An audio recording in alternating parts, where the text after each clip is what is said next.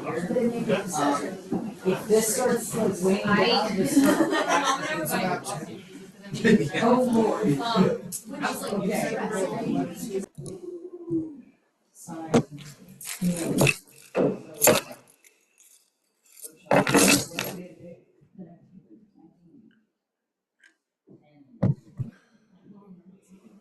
Okay. We'll pass this around. Put your real name, and please be legible with this. I only kind of know English, so be patient with me while I try to read everybody's writing. So the same workshops are several hours longer than our rehearsals. They are all optional after this. We encourage you to come to these because we are going to be there. Other people that are veterans and they have sewing experience will be there. We'll be able to help you kind of grow your character and grow your costume. Sewing socials. They're sewing workshops, but they're sewing socials. So you don't have to just be focused on sewing while you're there. You can go there just to socialize. Again, we encourage the sewing part, but you can go there if you need like a break from reality and just be a social being. We do have sewing machines. We have a lot of pieces of fabric that you can work with, but you learn how to sew before you start cutting into your fabric or into muslin. And we've got a lot of resources there as well. So we will help you through every step of the way. This is just the basics of what our costuming and our expectations are. Does that all kind of make sense so far? Okay. So, I think without further ado, I think we're all ready for the pseudo lecture that I'm about to give. So this is the basics of. Okay. This is the basics of 14th century English clothing. This is a new guide that I made because I had nothing else to do waiting for Met-Fair season to happen. So we have. Okay. This is gonna be. That's all you gotta do. Or snap your finger at me. I'm not gonna be that mean. I feel like that's rude. Well, if you had a clicker, if I used technology that wasn't 20 years old, you could just click the clicker. So just click your fingers. 3 sections for all of this, for this lecture. There's going to be an overview of kind of what we expect. The silhouettes, the very basic silhouettes that we'll be focused on, and then a couple of details. Between each of these sections, we will have a pop quiz. I promise it will be very easy. Okay? There's gonna be a pop quiz on things that you just learned like 5 seconds before. Okay? Starting with who brought their water bottle. Yeah, who brought with their water? Look to your left, look to your right. Point at the person that didn't bring their water and say, shame! Shame! But there should be water in cups back there. There is water in cups back there. Please stay hydrated. Okay, so that is a cool one. Next one. So our first section is the overview. These are the backgrounds on what we are here to do. Next slide. There we go. When, where, how, and why. When are we located? When is the fair happening? What year? 1360. Perfect. Yes, it is. Oh. Or am I flipping ahead? Where are we? Avalon. Okay. So, medieval fair takes place in 1360. It's 1 year before the war continues on. 1 year while the war isn't happening. We're set in the fictional town of Avalon, England. It is by Glastonbury, south of Bristol, east of Bridgewater. So, if you can see, this is a map of England. Say, ooh. Say, ah. Right here is where we are located. So, if you can tell, that is London. this is Avalon. So if you have a specific place that your character is actually from, now you know where Avalon is, and you can be like, oh yes, I traveled this way towards this place and across this bridge, and I made it to Avalon. And will anybody at Fair know that? No. Quick But map it'll be note. fun.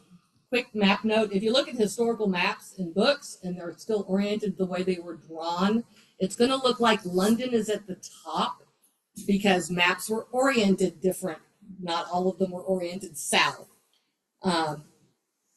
So it's awkward, and you just need to make sure. Usually, if you find London, then you find Glastonbury. That's basically where we are. Yeah. Don't think our map is wrong or their map is wrong. It's rotated.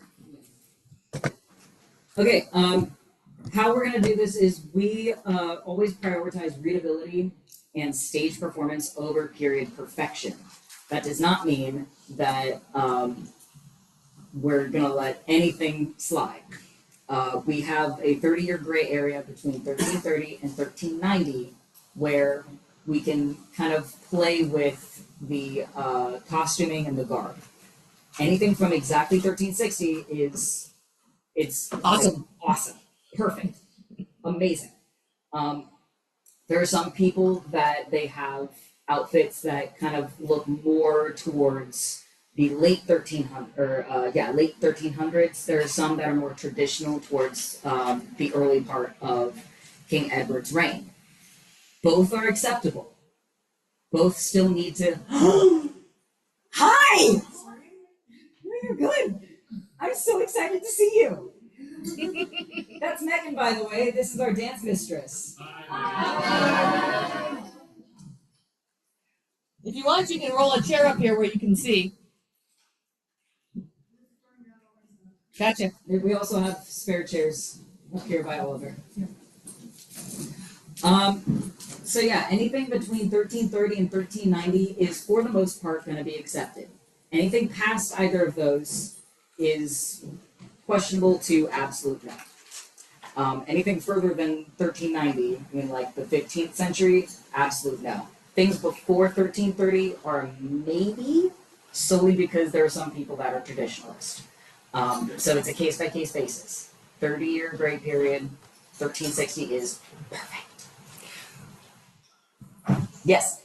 You keep saying 1300s and then you keep saying 14th century, and what are you talking about? You seem to be really excited about that question too. So, when I say the 1300s, I mean the 14th century. So, from the year 0 to the year 100, that is the first century. That is not the 0th century. That is the first century. And then it keeps going from there on. So when I say 14th century things, I mean from 1300 to 1399. Sort of like how we're in the 21st century, but our year starts with 20. I'm smart. Well explained. Yeah. Thank you. I went to public school. Okay. So, in spite of. In spite of public school. Okay. And the last one is why you need to wear clothes. I know, right? Right? Like half of you guys were like, there was my plan. I have questions. I don't think I want to know the answer to those questions, but I have questions. Okay. Next slide. Dr. Susie Izzard. She is a English comedian. She just got her doctorate's degree. I'm very proud of her. Wow. I know, right? It was an honorary doctorate, but she's still technically Dr. Yep. Susie Izzard. She says the way that you're perceived is 70% how you look, 20% how you sound, 10% what you say. I am here for the sewing workshop. We're here to focus on the 70%, how you look. Part of the process of costuming is putting your character into the costume itself. You start with, though, a base, which is a silhouette, and then you expand outwards. So we're going to start at the base. We have 3 places where medieval fashion trends originate and 3 places where we get inspiration. The first one is architecture. We are coming out of 12th century French Romanesque architecture, and we are now dipping into Gothic architecture. Not Gothic like black lipstick and listening to emo punk rock bands. Gothic architecture like the Notre Dame. That was finished, I think, in 1384. True cathedrals are never finished. No wiser words have been said. But if you look at the Notre Dame, there's a lot of geometry. There's a lot of different like fun shapes and circles and triangles and squares. Ooh. And there's fun colors. But a lot of the architecture that you see in these medieval cathedrals, you can bring into your outfit itself. A lot of what we are going to shape for our dresses and our sleeves are square and square. It's fantastic. But 13th century Gothic is one of our fashion trends. The next one is nature. It is a consistent inspiration throughout the centuries. So vines, leaves, flowers, animals. The French had the fleur-de-lis until we stole it, and then started a war over it.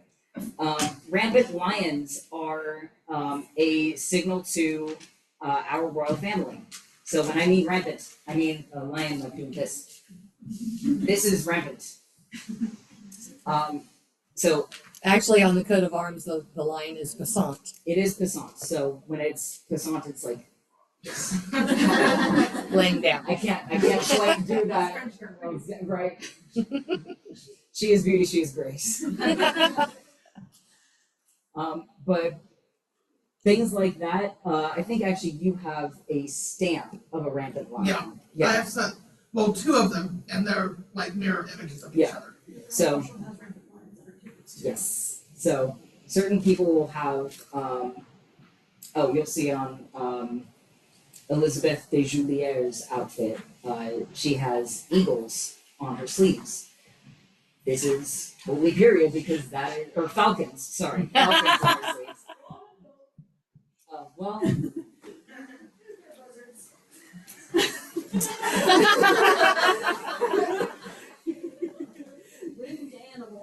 yeah, bird. It's a winged creature. But having animals or flowers or different styles of nature on your outfit is perfectly period. And last one is secular. We are going to be very careful about taking inspiration from secular themes. Reason is that we are not going to be a religious group, okay? This time period is a highly religious time period. But we are not, the same reason that we don't have anybody cast as church people or friars or pope. There is nobody that is ever going to be cast that way. What we are going to take from the secular themes is we're going to take that we are going to dress modestly and conservatively. Hello, please find a seat over here. So when I say that we are dressed modestly and conservatively, that is going to mean, and I will drill this into you, wrists are going to be covered, ankles are going to be covered, and your collarbones are going to be covered. And that's what I mean by taking fashion trends from secular, is we're going to be dressing modestly. Okay, so where do we start with this? We have to start by understanding your character. How does your character move? Are they big and floppy? Do they go everywhere, or are they more dainty and polite? What is your character's personality? Do you have a grudge against the world? Do you envy other people around you? Are you joyous to see everyone around you right now? And then who is your character? Do they have a standing in court? Are they on the street? Were they a war hero, or did they go this way and go, I'm not going to this war actually. And the most important one is what is comfortable for you. We have some people in our cast who have difficulty with things around their neck. And we're totally okay with that. We need you guys to be most comfortable. So their neckline is going to be a little bit more separated this way. Like my dress. Yes, so it's going to be a little bit deeper. That is perfectly acceptable. We want you guys to be comfortable first and foremost. You do not need to know everything about your character to start this process. You do not need to know your character exactly to start the process of making this silhouette. You just need to first find out what is comfortable for you and how will you navigate the crowds, because there are some years where there is a crowd and you need to be able to get through them. Okay, so first, pop quiz. I know. So we're just gonna shout out the answers all together, and then I'll snap at you whenever I need you to Okay. tell me when. So, Medieval Fair takes place in London, England. True or false? False. False. Where does it take place? Avalon. Perfect. That is false. How you're perceived is 70% how you look. True or false? True. True. What is 20%? 10%? What you said. Perfect. Medieval fashion trends follow Gothic architecture. True or false? True. True. What are the other two? Secular. Secular and nature. Perfect. We can wear whatever we want for the fair. False. False. Thank you. There's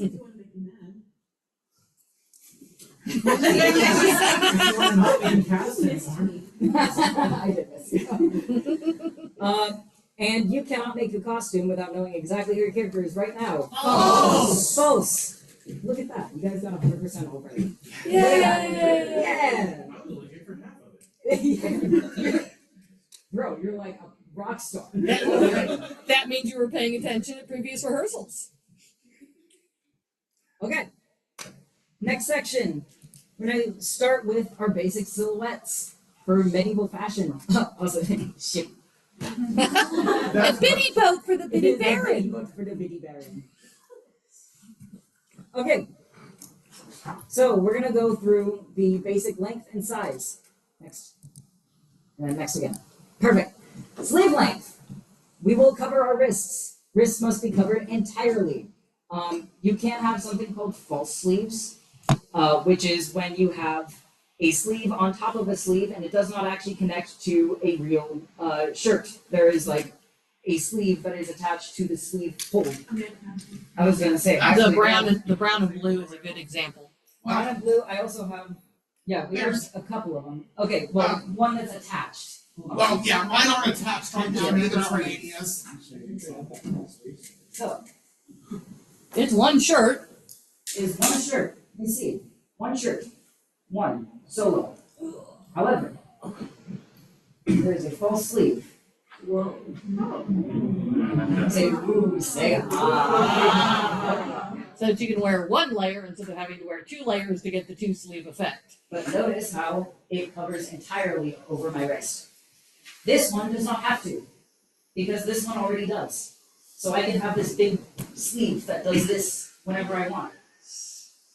But I always cover my wrist. Next one. Next slide. Is neck coverage. So, like I said, the crew neck style is going to be most popular. You can see on pretty much all of these, it's this like crew neck, and it kind of creeps outwards slowly until 1410, when it becomes a boat line neck, which is when the collarbones are actually exposed. For right now, we are not going to be exposing our collarbones. We will, at the very most, have it about here.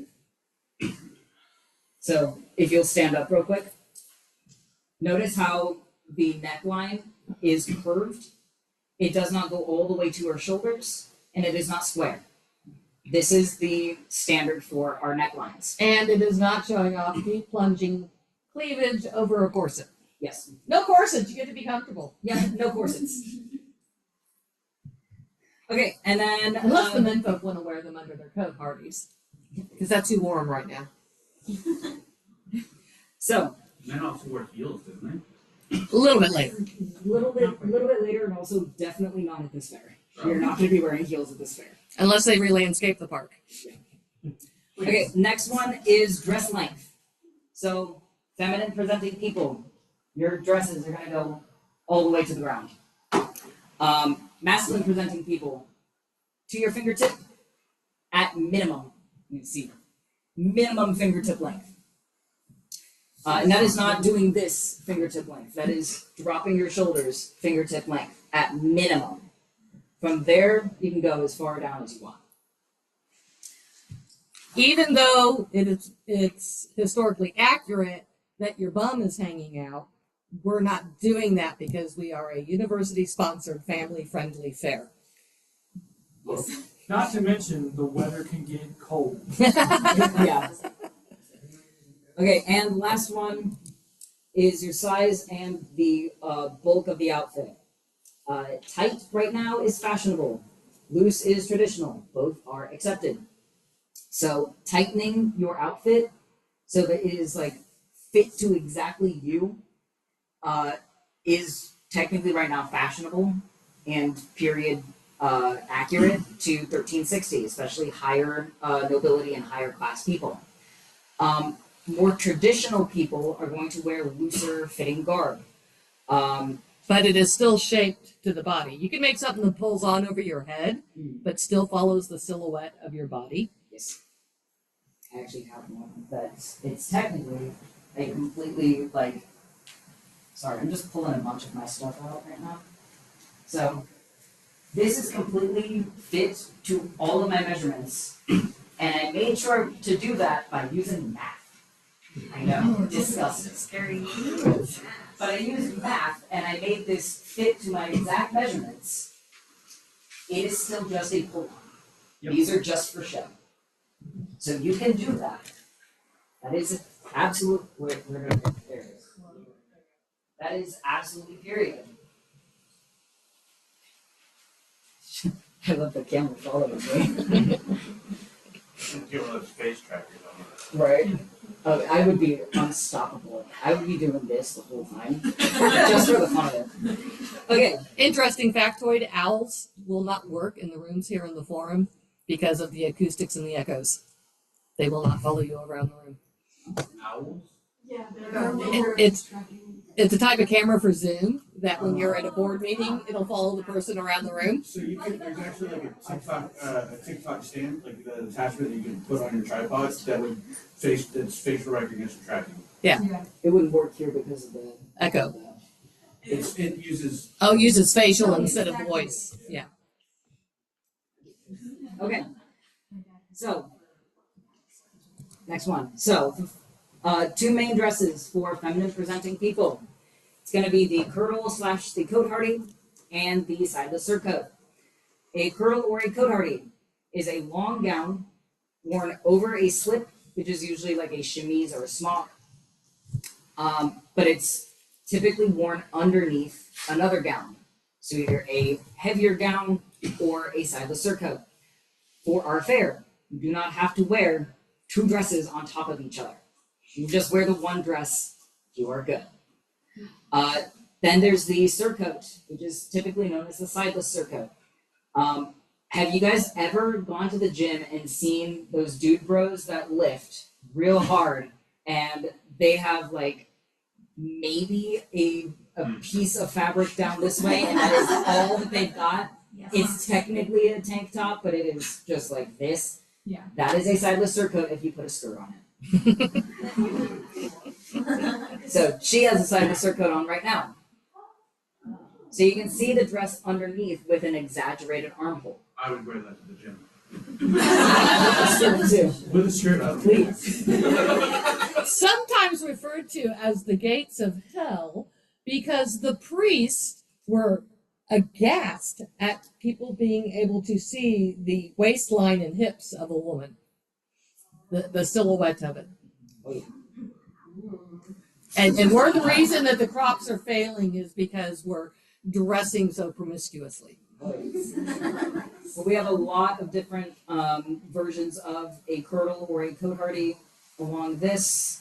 A bunch of our people brought them. I brought some of my own. I think the difference between the Kirtle and the Cote-Hardy, the main difference is that it's traditionally, a Cote-Hardy is the one that's laced up or tightened up, and the Kirtle doesn't have to be. I think that's the main difference between a Kirtle and a Cote-Hardy.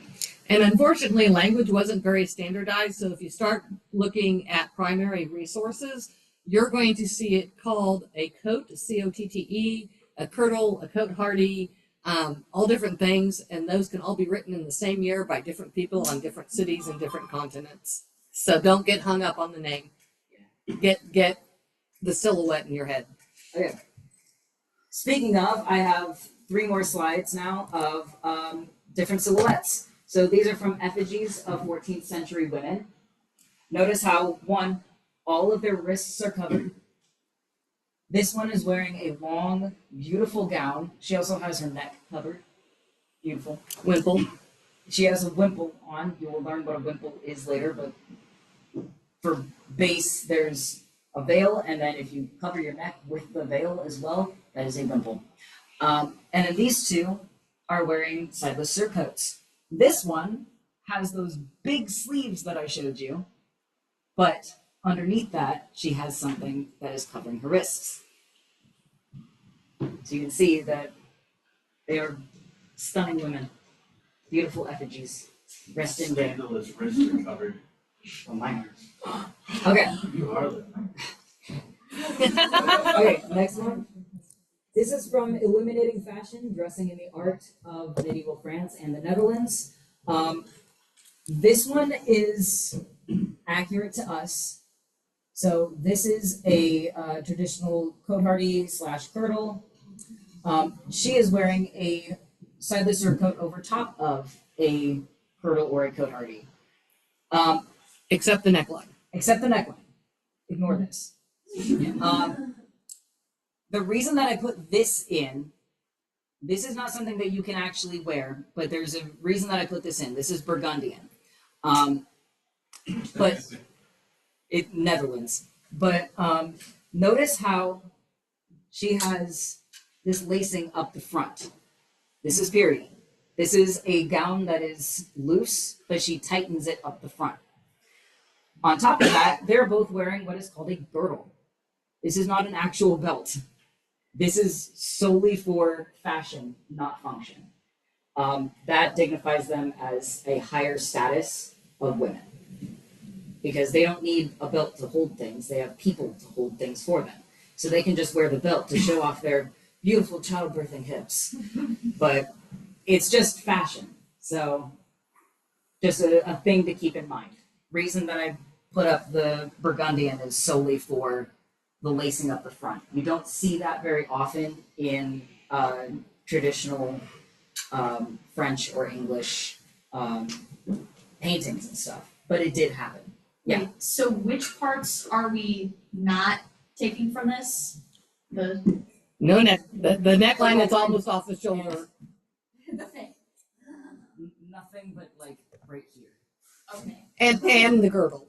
So the stitching and the girdle are yes? Yes. Yes. The lacing and the girdle are a yes. Everything else is like ignore it. And the Flemish hoods are doable because we would have had access to them. Yeah. But ignore the white part, that is not us. Okay, next one. This is from Historical Costumes of England by Nancy Bradfield. We have scans of this, so if you want them, we have them. Every single woman in this, if you showed me any of these pictures, I would not have to look at that for very long to say, yes, you can wear that. But the best part about the Historical Costumes of England book is that they have an entire page dedicated to just explaining what you are looking at. It's also out there on the file link that I shared to a folder full of costuming stuff. And I think it's under, I think I used the author's name on the file name, so Bradfield. Also notice, all the way over here, this poor woman says lower class, but something that we haven't seen in fair for a long time is an apron. I would love to see an apron again, but that's just for you guys to choose. But that is period, is if you're a lower class person, you can't wear just hip apron, not all the way up, hip, and that is it. Okay. So she's got a cyclist surcoat on with a apron over the cyclist surcoat.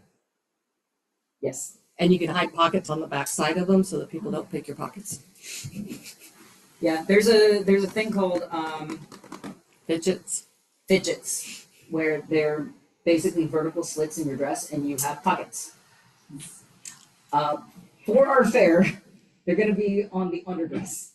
Okay, they're not going to be on our overdresses. They're going to be on our underdresses. Just so that we're not like getting our pockets picked. We don't want that. Well, the fidget is actually just a slit that you can stick your hand through, and sometimes they were decorative. And your pouches were on a belt underneath your overdress, so you'd reach through the fidget to get into your pouch. That's completely hidden by your gown. For our fair, I'm just Complicated. No one's done it. Yeah, for our fair, I'm just gonna. If you want a fidget, I'm just gonna make you a pocket. It's just easier. But I'll have you do it on the underdress, not the overdress. Okay. Next slide. We are done with the feminine dresses. We're going up to masculine dress. So you can only do a tunic so many ways. Fortunately, for medieval men, we are actually more fashionable right now than the women. We have a ton of different ways to fashion a tunic. We can have it short sleeved or long sleeved, knee length, all the way down to the ankles. We can have it up here, a little bit lower. We can have a little bit of a chest opening, just very slightly. We need to have something that's underneath. But there are so many ways to fashion a tunic. There's also like a million different versions of the word tunic. So I just say tunic, and that's it. All of those on this left side, all of them are tunic. They're all vastly different styles, though. There's also a robe. So if you wear something that's a little bit looser and all the way to the ground, that is going to be a robe.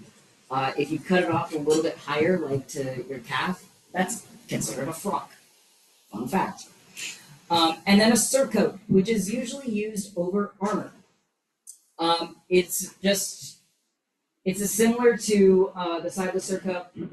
You can wear it over a cotehardie or a kirtle. Traditionally, people would wear a surcoat over armor. You would have what's called a jupon, which is padded tunic, and then you would have your armor, and then you would have your surcoat that had all of your fancy heraldry and stuff on top of that. So I can recognize you from a long distance away, Yeah. and not attack you if you're a friend. So that's fun. As I've just said, this lovely man is wearing a surcoat over his armor. You can see very clearly that he is either French or English, I don't know. It's one or the other. We're kind of in a war right now about the fleur-de-lis, but nobody's addressing that it's about the fleur-de-lis. This is actually King Richard, who comes after our current king. But he's wearing. Why did someone gasp? Our king will live forever. Sure. So will the crown prince. Yeah, right. Yeah. The crown prince certainly does not die of dysentery, like his great grandfather. Not at all.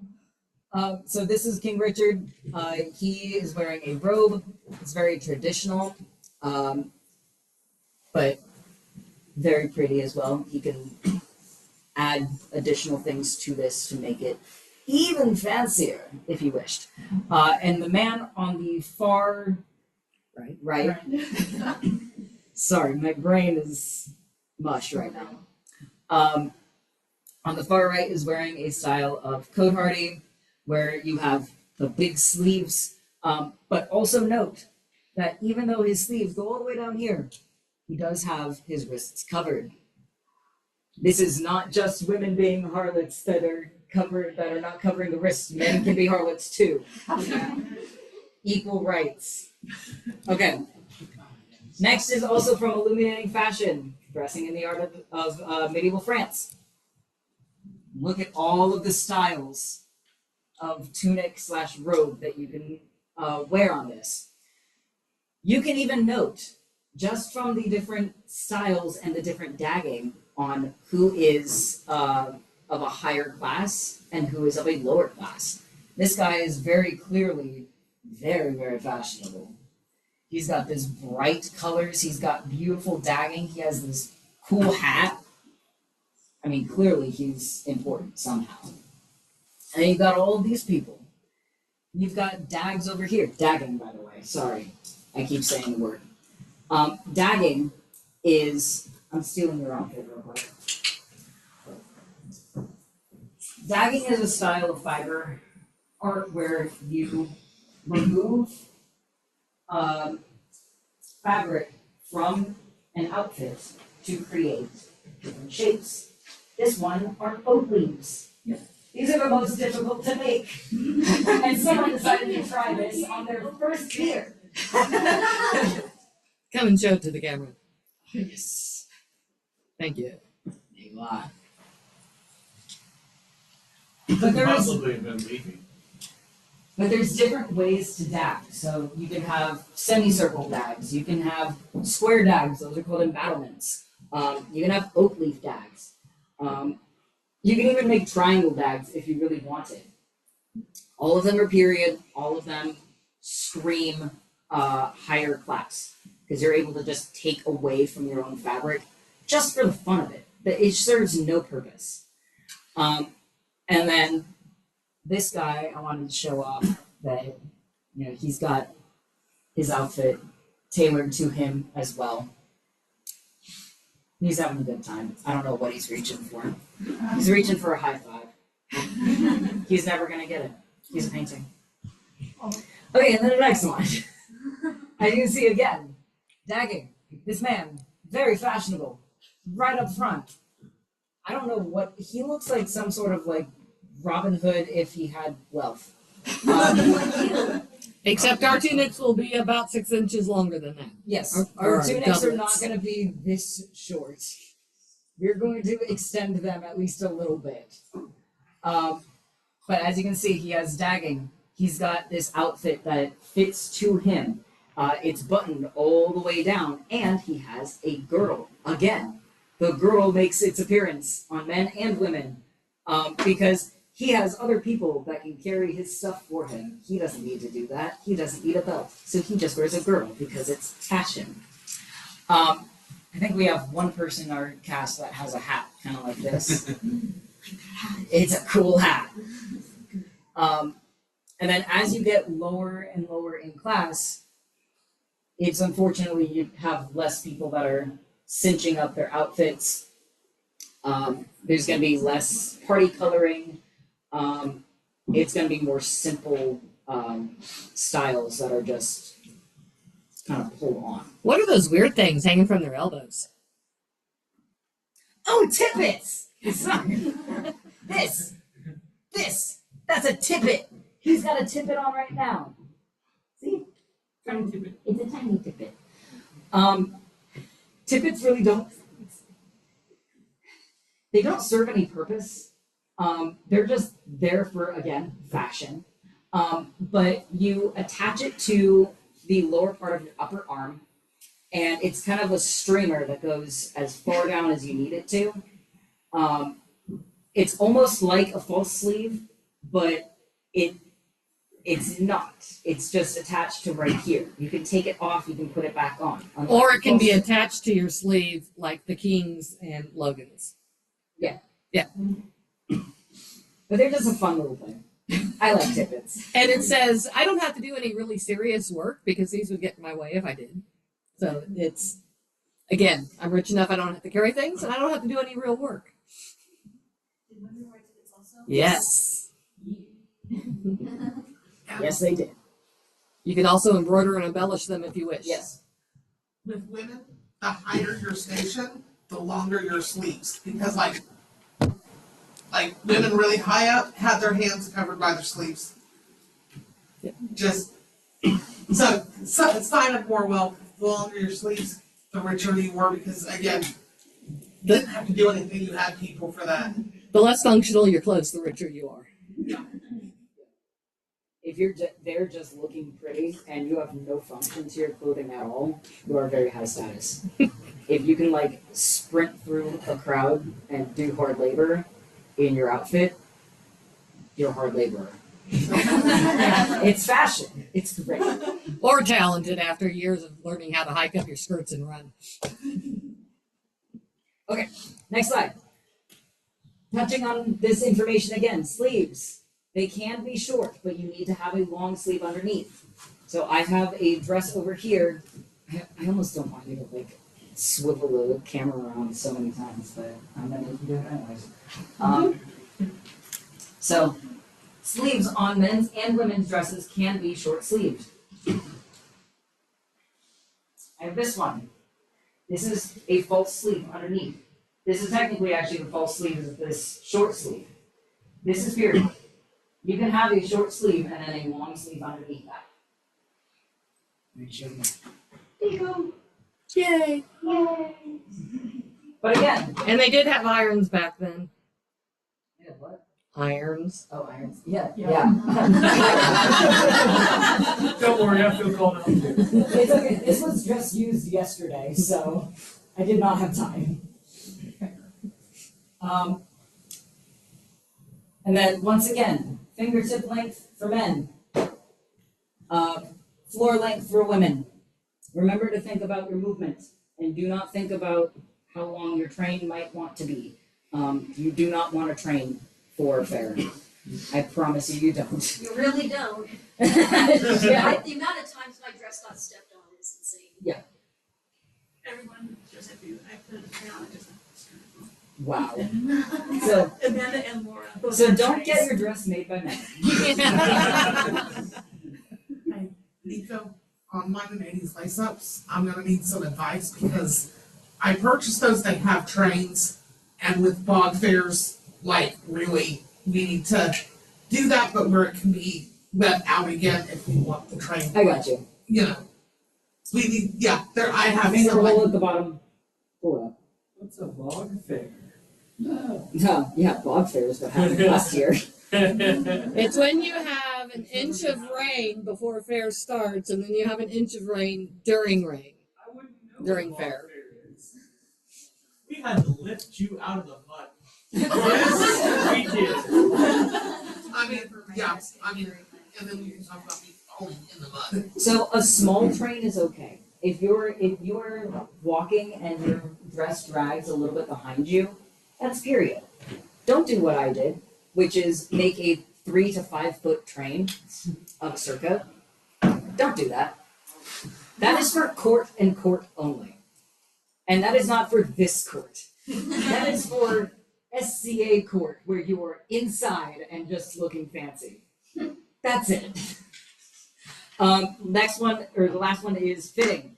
So loose and tight are both period. Tightening your loose guard is also period. You can add stitching or laces or buttons to loose guard to cinch it closer. You can also use a belt and, you know, either put it right at your waistline and be like, look at my waist, or at your hip and tighten your outfit that way. Get something. That's how this dress is, like, it's very, very loose, but I put a belt on and it looks not so loose. Yes, you had something, I think.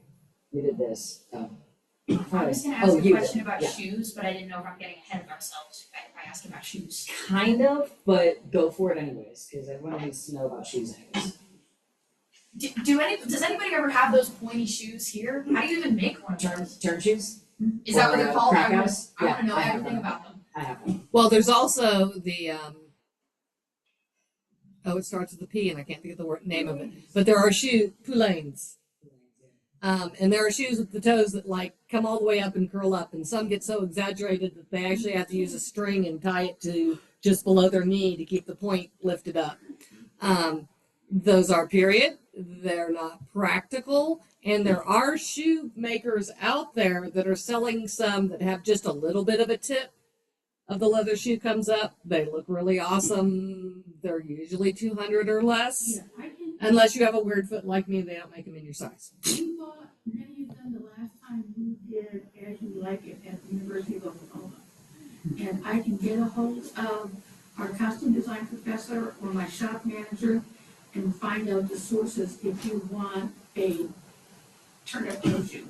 I might ask about that if it goes in that We direction. should probably just throw the resources out there on the Facebook and Discord anyway, Yeah. for anyone that wants them. Okay, are you ready for your second pop quiz? Yes. That sucks, you're gonna take it anyways. Men and women can both wear long gowns, yes or no? True. True, perfect. Both line necks are allowed and totally fashionable. False. False. What year does this happen? 1410. 1410. Thank you. You must wear a dress underneath your sideless surcoat. True. True. Thank you. Men's tunics are at minimum hip length. False. False. What are they minimum? Fingertip. Fingertip length. And you can wear short sleeve dresses just as is. False. False. What do you need underneath? Sleeves. Sleeves that go to where? Wrists. Thank you. Okay. We've had issues in the past. So I'm gonna be excited about this. Okay. Couple more details. These are just need to know. These are not like how to embroider. This is just base knowledge before you get started on your silhouette. Also, shit.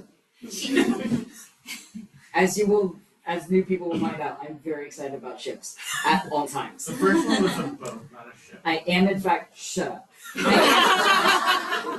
That's part of the joke. I am in fact seasick, so I cannot actually get on a boat. But Also, you don't know how to drive a ship. I've never been licensed in my life. What are you talking about? Certifiable, maybe. Just not licensed.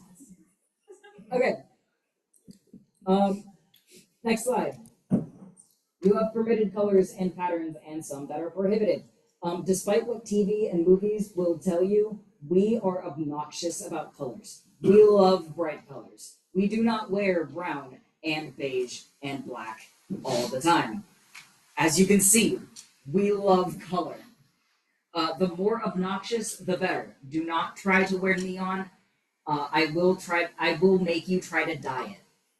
Like hand dye the fabric to that neon color. It will not go well. If the colors clash, perfect. Remember your inspirations. What are your 3 inspirations? They're up on the board. Wow, you can see through my hands. Certain ones of these are going to read a little bit too modern. So, for instance, nature. Your Hawaiian shirt is technically nature inspired. I am not going to let you make a dress or a tunic out of your Hawaiian shirt. Just a little one. For your Barbie doll name. Yeah. For Ken, perhaps. So go through us, the directors, specifically me, about what kind of pattern you would like. Solid colors, like just a solid colored tunic, can be made very fashionable and very interesting by either party coloring it or stamping it or dyeing it. For instance, I'm gonna show you something that actually gave me like real tears. Of joy. Tears of joy. This started out white. Wow. This was a white outfit. He dyed each one and then stamped each one. This was white. So, when I say that you can make solid colors do very cool things, this is what I mean. Stamps. Ready? Round of applause. Okay, and now we're going back. And now we're going back. And we're going back here. Okay, so I talked about permitted colors. Now we're going on to prohibited colors. Next one. We have 3 of them. Count them. 1, 2, 3. Purple. Purple. Barney! Jesus, guys. I haven't even started yet. Purple. So we're going to start with true red, actually. So a deep crimson red is not going to be permitted for anyone outside of the immediate royal family. Who in here is a queen, a king, a prince, or a princess? Raise your hand. We have 1, 2. Raise your hand. Thank you. Technically, I'm a queen. Put your hand down or I will put a crown on your head. Yeah, there you go. So we have 2 people that are allowed to use this deep crimson red. Other shades of red are okay. Are any, sorry, didn't want to go off. Are any of those in there a good example of what you mean or do not mean? Okay, that's the, like the darker red. This is the king's outfit. And then one of the So those brighter reds are all right. Yes. Well, this Princess Mary's, this red is also, Yeah, so that would be a princess surcoat. Far right or middle? These 2 are princess. This is king. Awesome. Cool. Whereas that thing on the left there is a little brighter. How about Yes. that? Yeah. Pretty similar. Okay. Pretty similar. So like an off red would be fine. Ooh, I did like some really cool thing with that circuit. Sorry. I got 80 HDs. But a burgundy red, like what Megan is wearing. Okay. She's upper merchant class. She's made her own way. But that, I have money for metal buttons. ooh, wow. Everyone go, you stole those buttons. I go, ah. Okay. I could have sworn I dyed something like a stupid off shade of red before. Oh, yeah, go one more. There we go. True red. There we go. I thought that was already up. Sorry. But yeah, it's preserved for the royal family, and that's solely for readability. That is not a period thing. That is solely for our readability, so that you can at a glance go, oh, they're wearing a bright red or crimson. That's royalty. The next one. Purple. I can see you all read. Yes, we do. The reason that this is a prohibited color is that it is difficult to maintain and it is difficult to make. I don't know if any of you have ever tried to dye fabric in a natural way, but purple is very hard. Barney purple was not possible until the 1800s, so that is far past what we are able to do. There is one person in our fair who is wearing a purple dress, and the reason is because she gave me research on how she, as her character, would actually be able to purchase this, dye it, and maintain it. If you can do that, you will be allowed to wear purple. Do not copy things. I will run it through an AI scanner if I can find out how to make one. Okay. Last one. Black. Black is a very unpopular color right now. The popular colors right now are bright pink and goose turd green. And brown is a new haute couture thing, but only in the upper royal court. Yes, but black is not a popular color. It fades easy. It is, again, difficult to maintain. So if you want to wear black, that is going to be reserved for the ultra wealthy. So that's going to be like counts and up.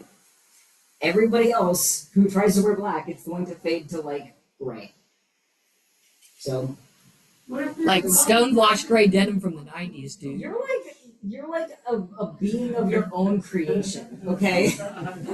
You're outside of our realm like the Motleys are. Well, okay. from inheritance, the wife of Bath is very rich. This is Yes. why she's making the pilgrimage. She's got the money to flaunt the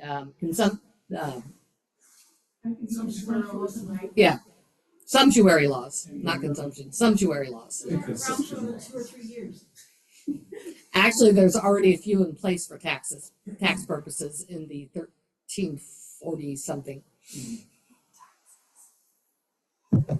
Yeah, whatever way you can come up with to make extra money, except for I think the very beginning sumptuary laws were about foodstuffs because we couldn't have the middle class eating better than us, and if they were going to, then they just need to pay extra taxes for that privilege or fines This to do doesn't that, remind which me of anything at all. it enabled us to raise more money for war coffers. This doesn't remind me of anything at all. Those who study history are Okay. doomed to watch those who repeat it. So, these are some acceptable Medfair fabrics. As you can see, there are two sections. There's one where you are a goddess, you are a king, you are a queen, you are good to go, and there's one where you will instantly die. He's not wrong. Instant death, 100% real. Quote me on it, but don't test it. I will burn you at the stake if you try it. Okay, but in order to survive the fair, you need to wear these fabrics. It is natural fibers. So like cotton, linen, wool, silk. These are gonna be soft, they're breathable, they're easy, they're cheap, they're easy to work with. The most importantest part of this is that they are breathable. We have had every kind of fair. We have had fire fair, we've had bog fair, we've had winter fair, we've had mud fair. We've had everything between 102 degrees and 2 degrees. And everything from sunshine to snow. We need something that we can layer on or take off if we need to. And the easiest ones are going to be natural fibers. You know what's going to burn you alive at the stake is synthetic fibers. Yeah, so like polyester and nylon and spandex and acrylic. If a drag queen would wear it, you will not. That is my rule. If it melts, so will you. What I mean by that, for those who do not know about the burn test. Nico likes fire. I do like fire. This is why him and ladies If you buy a piece of fabric and you don't know what it is, you would do something called the burn test. You would take a swatch of fabric and you would light that on fire, and you would watch as it burnt. If it started to melt, that is a synthetic fiber. So if it melts, so will you.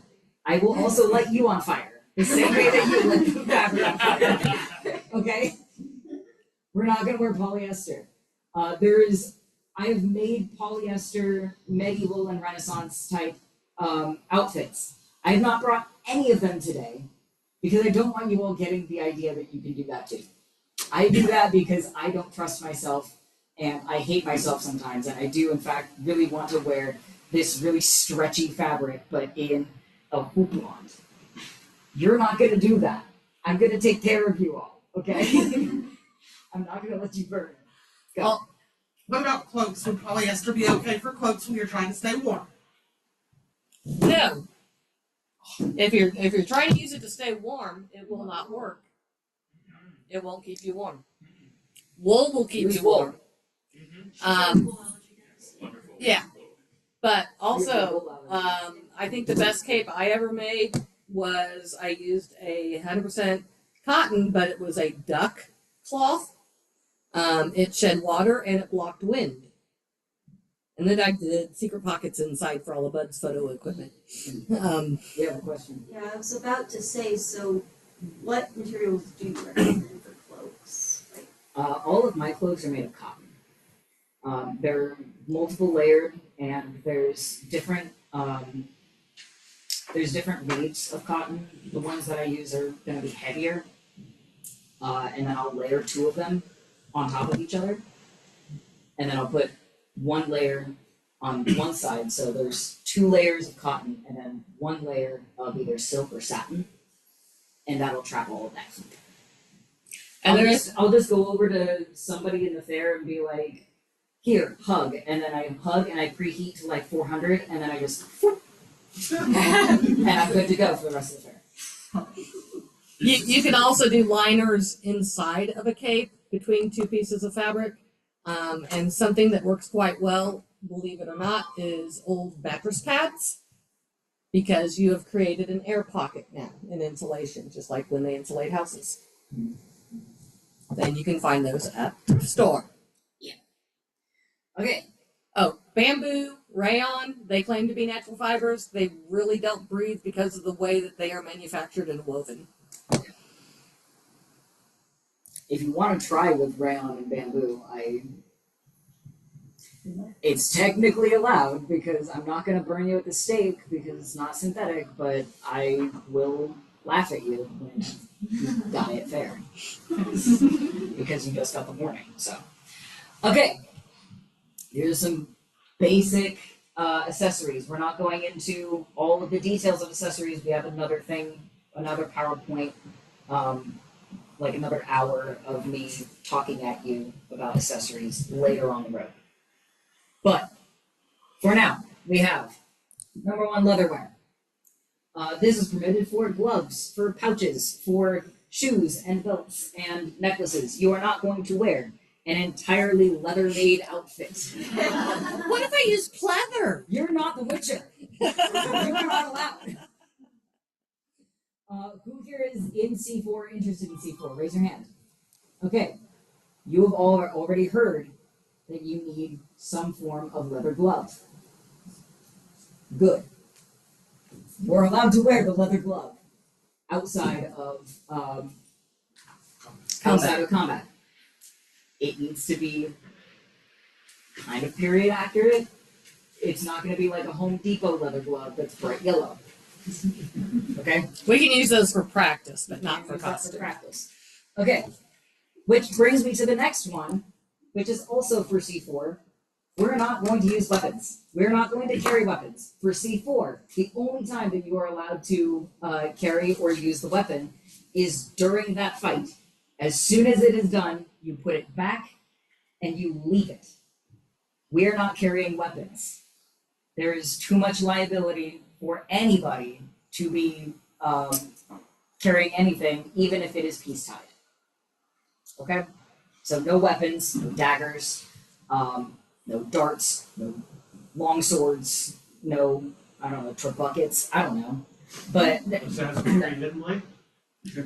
No, I'm gonna launch you into the stratosphere. basically nothing with a point. Which brings me to the next one. Eating wares, mugs, cups, flagons. Stay hydrated. Again, who has their water? Should we take a 5-minute water break so we can refill? We should, yes. Everyone, take a break real quick. We'll come back. We have 2 more that we're going through, and then we're almost done. But just Except for questions, which will go on and on. except for questions. But do we want a 5-minute water break? We want to turn on? Yes. Okay. You've already said it. We are not allowed to carry or use or have weapons on us unless in an actual fight during C4 that is approved by Robert. Number 3 is eating wares. So like eating utensils and things. These are going to be made of wood, but those we'll go into the details of those later. Or metal. Or metal. And having something to stay hydrated with. The next one is armor. Sort of like with weapons, no cast member is going to be armored at any given time. That actually also includes our C4 people. None of you are going to be armored. Good luck. Robert will keep you guys safe. I'm sure. Probably. Maybe. I don't know. I've never been to C4. But we're not going to wear armor. We're in a time of peace. We don't need armor. And the last one is headwear. You're not going to wear this helmet. That's just a bad choice on my part. But you're not going to wear this helmet. You will wear, at minimum, a coif or a veil. A veil is just a long piece of either silk or linen that goes over your head and it covers. There we go. Wear the veil. Put it on. Now. I don't think I just don't know. But something like this, where it covers her hair and it covers her head. And then a coif, I don't have a picture. Oh, there we go. Oh, that's a St. Brigida's cap. But Which is similar to a point. which is similar to a coif, but it's basically a white cap with put on, has strings, you can tie it, and then put the hat on and tie it with the strings. But it's just, headwear is not optional. Because Oklahoma sun does not take prisoners. It will burn you. It does not matter if the sun is not out, it will burn you. Just like I will set you on fire if you wear polyester. Last one. True or false? Any color is permitted for anyone to use. False. False. What are the three colors? Red, Black. Okay, why not red? Royalty. Why not purple? What is the exception for purple? Research. Good. And why not black? It fades. It fades. Who is allowed to wear black? Ultra wealthy. Perfect. Okay. Oh, sorry. Stop clicking. Okay. Tightening outfits is permitted in period. True. Good job. You need to wear headwear of some variation. True. Good job. Okay. Stop clicking. I'm trying to get it to go backwards and it won't. Armor and weaponry is allowed only for knights, and they can walk around freely. False. False. Don't click. Any pattern is going to be accepted if it's geometric or nature-based. No. False. Okay. Can somebody wear a Hawaiian shirt? No. No. No. Yes. Okay. You can pick a period floral pattern and stamp your own fabric. Yeah, do that. Barnabas. No. You can borrow mine. Yeah. Okay, next slide. So, picture is worth 1,000 words, but a memory is worth 1,000 stories. I have a memory from last year that made me cry, and I'm going to share it with you guys just very quickly because I forget what year I make my outfits because I make an outfit every single year. I make a new outfit every year. You do not have to do this. I just hate myself a little bit, and I love sewing. So that's why I do it. Last year, though, I remember the outfit that I wore because at our final huzzah, I think it was the very last huzzah, Lord Mayor John Roth, thank you, was doing his story of George and the Dragon. And I get up there doing my part of the shield, the spear, and the sword, aka the spear. And I do about 2 of these.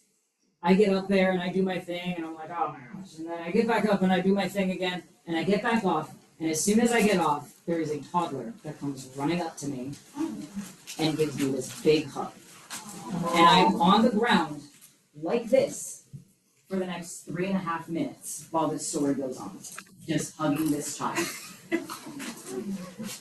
The only reason I remember what outfit I wore that day is because that memory is worth every picture that was taken. I go by Disney rules. Is if a kid hugs me, I'm gonna hug them back, but I'm not gonna initiate and I'm not gonna release until the child releases. So I stayed there for 3.5 minutes, waiting for this toddler to let go of me. But it gave me enough time to make that memory. And I made that kid's day and I made that mom's day. That is why we focus so much on these outfits as well, is because you're making memories with these other people and you're making your own memories. Yeah. For a side thing, I used to ride with Baka, Bikers Against Child Abuse, and we had this rule where it's always a side hug, and that's just kind of protect yourself as well as them. Yeah. So never full on front towards to the side. Yeah. So we'll go over the details of like being a Disney princess in Norman, Oklahoma. Yeah, later on in the year. But I bring this up because again, I don't remember what year I make any of my outfits because it doesn't matter to me. I make a new one every year. This last year though will stick with me for a long time.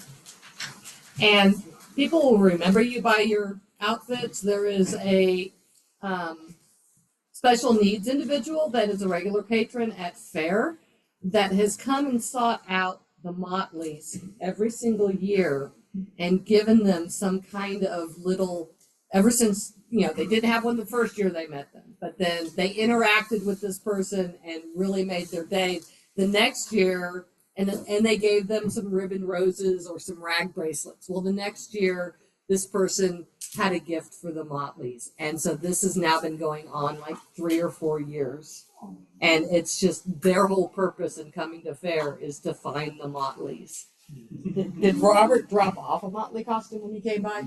No. Okay. And I'm kind of glad that he didn't. I don't want to give other people ideas. Motleys are a special exception. Yeah, Motleys are an exception to all of our rules. Well, they're a performance troupe. Yes. Okay. Last one is questions. This is the time that you bombard me with as many questions as you possibly can. Yeah. Cause like shoes were made earlier. Mm. What where are we gonna buy shoes? Are we gonna make shoes? Or like what do? I will cry if you make a shoe. Okay. So typically we buy our shoes or we get them secondhand or some people already have acceptable shoes. Usually we do leather boots or turn shoes. Things like this would be acceptable. There we go. And I have my boots on that I want. Yeah, boots. I think last week. Oh, it was only at C4. It wasn't full practice. Never mind. The Queen was wearing acceptable boots as well. But there's things called turn shoes where they make the shoe inside out and then turn it right side out. That is the most period that you're gonna get. I have a pair of them. They cost like I think $100, and they don't come with soles. You have to put the sole on, but they're awesome. They're so cool. Are you finding? I'm trying to find where we had the shoes section on the other costuming document. I have my English clothing of the 14th century, the basics, kinda. They're not the basics. This is like a 40-something page document. So, but I have. Here we go. Which was the name of it? And this.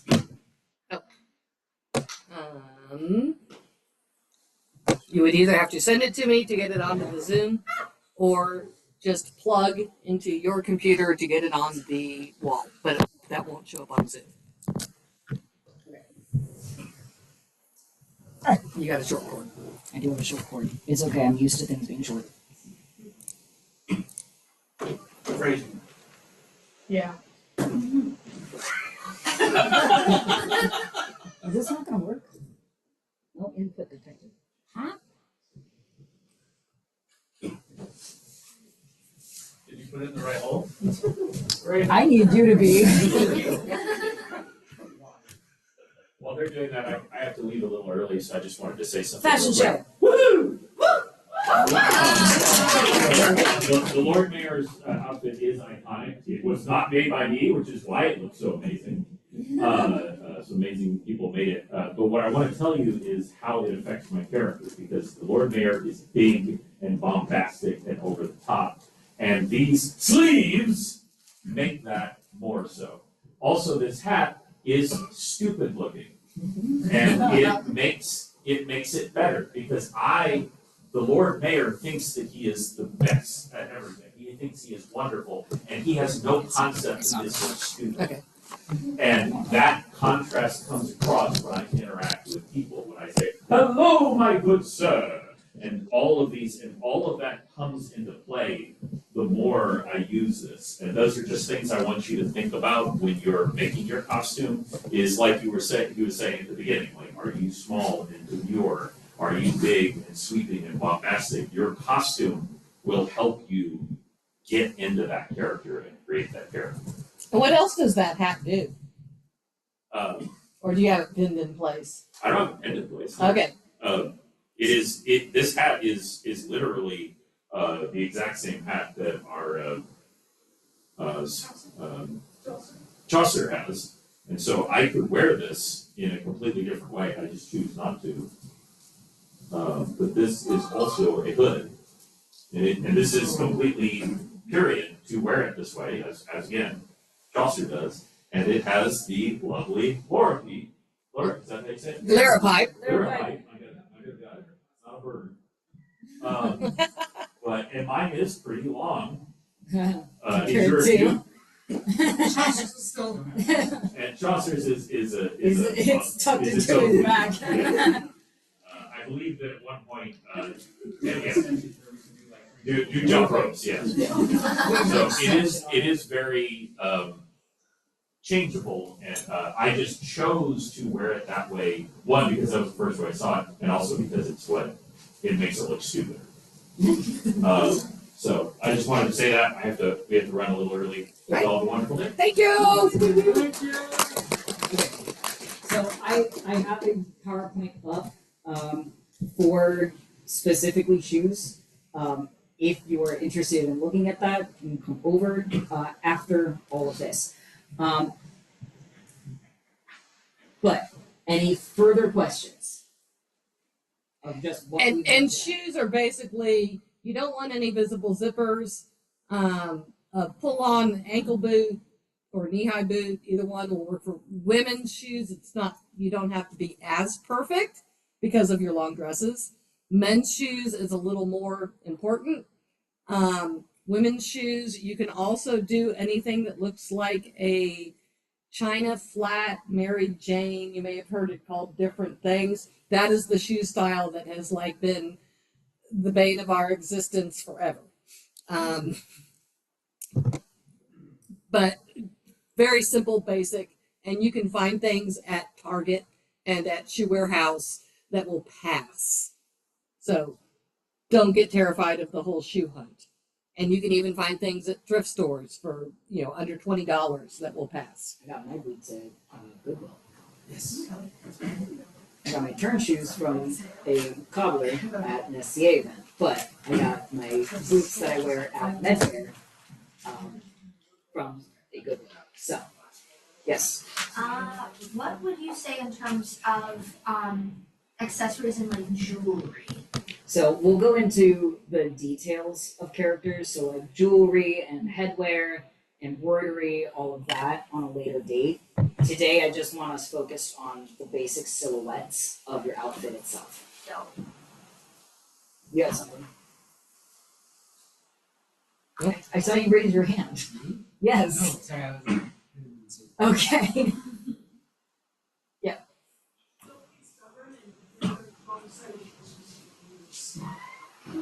Yeah, that's To repeat what she said, don't be stubborn and wear the wrong size shoes for several years. You will hurt yourself. Going up with blisters on your feet. Okay. Any other questions? No? Okay, are we I ready for- would like to say one thing, Yes. and that is that costumes like cathedrals are never ever truly finished, and it will continue to grow and change with you and with your character development. So don't let perfection get in the way of progress or get in the way of being done. It's one of those you just got to get started. Pick a starting point and go. Okay. And you will eventually look as fabulous as the fashion show you're about to see. Okay, do we want to start this fashion show from one end to the other or from that end to here? I think you should pull the Yes, display I will- table I will pull closer, this through. Alright. and we'll make them all march in front of the camera. Well, I also want them to explain to our new people how they came about this choice of outfit for themselves. How should look and so good.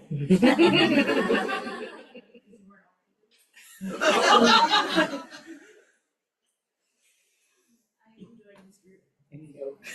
I know where you live. Big ego. I know where you live. It's pretty easy to find. Okay, if all of our people that are dressed will get up. Not you. I'm dressed. In 14th century approved garb. Yes. I'm confused. When you say get up, do you mean stand up? Well, you're gonna have to do a twirl for us, so. Me? All of you. All of you are gonna do a twirl. Okay. There you go. Okay. So, who wants to start with this? Megan. Cool. You get to start. So go in front of the camera and tell everybody how you chose this outfit for your character. My name is Cecilia. I am a merchant glass peasant, so I am actually quite wealthy. And I have traveled entire ways. I am from Europe. Because I'm from traveling, I have a mantle. This is partly for storytelling. I travel, so I've got some that kind of element, and partly because I don't do crowds. I actually can get panic attacks when I'm involved in crowds, and having a good I just hold it my vision off. It helps me. So when I get overwhelmed, I usually put my hood up, and I can't see being surrounded by people. And also, it's kind of part of my passive shtick, which we'll get into later, where I'll do this, and I'll sit down and I'll fall asleep somewhere. I'm not joking on that. Rest of my outfit, I have 2 dresses that I wear because I'm insane. My kirtle, I actually dyed this teal color. It was white. It is laced up in the front. The coverty I wear over it is party colored. The colors I chose were actually hidden because I'm from York. York's colors are red and white. I was not going to wear red because I'm not royal, so I went with burgundy. And I'm not insane, and I was with red dirt. I was not going to wear white, so I went with gray. And that's how I came up with the colors of Miss Rasilga's party colored dress. It is a short sleeve dress. I normally have the sleeves turned up so you can see they're lined, and it's obnoxious. The shawl thing that I wear is literally a square of fabric that I have just pinned over here, and it is warm and comfortable, and it makes me feel good. I've got metal buttons, because again, I actually have money, and I can afford metal buttons. This also is a little bit of personal me tying myself into my costuming. These are actually the buttons off my husband's boots that he wore at our wedding.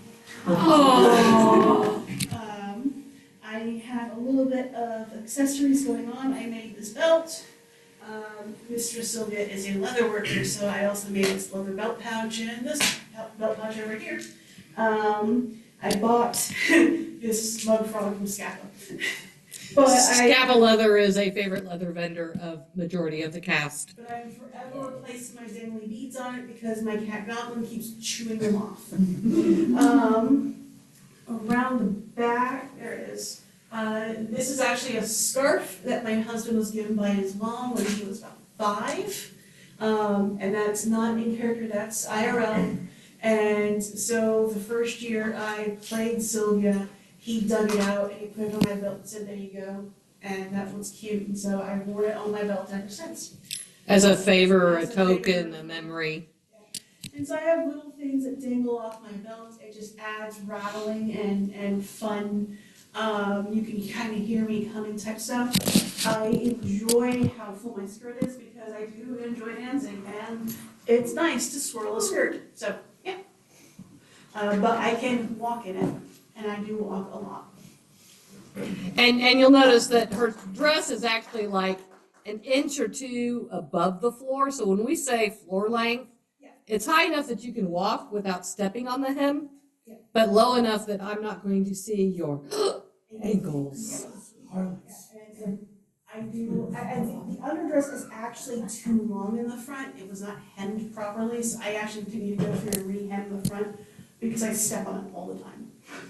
And your dress hem will change as your fabric hangs out over the years, just because of bias and cut. Yes, and if you lose weight, it gets too long, and if you gain weight, it gets too short. Oh, and it's very good. I managed to survive the ice spell last year because my body temperature was higher than average I don't think anyone realized just how comfortable I was in that colder weather. I was like, oh, thank God, it's finally colder. No one knew I was pregnant outside of a few people on gas. Very well, thank you. Who is she again? Mr. Sylvia. Thank you, Mr. Sylvia, everyone say it. Mistress Sylvia. Okay, you next. You're closest to me. That was the danger zone. All right. Okay, I am Matilda De Percy. I am a countess. I chose this silhouette because when I just kind of like the layered look of the two dresses, and also no one else has the same silhouette, I wanted to stand out a little, which is also the same reason I went with pink. There are lots of people with like red and green and these kind of colors, but no one else has pink. And I went for a nice big full skirt, so I can do this. Oh, and I also have a lace-up back on the dress. Don't do that. Don't do it. I got rid of it this year because I hated it on the first day of fair. It's annoying. Everyone learns a lesson. But I also have this hat, which I am going to replace, hopefully, with a hood and cloak. And this is Lord Chonkers.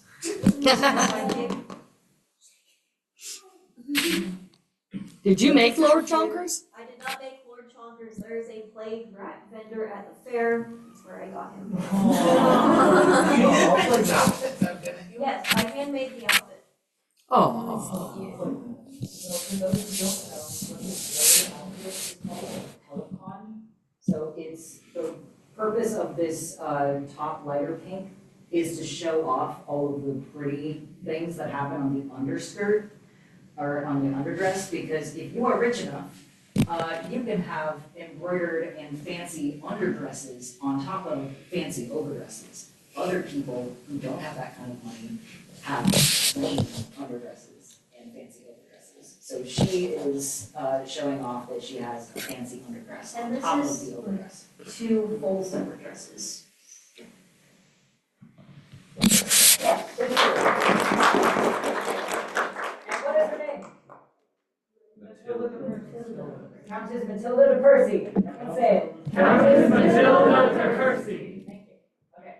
We're also supposed to go up. So, this is Toe Party, right?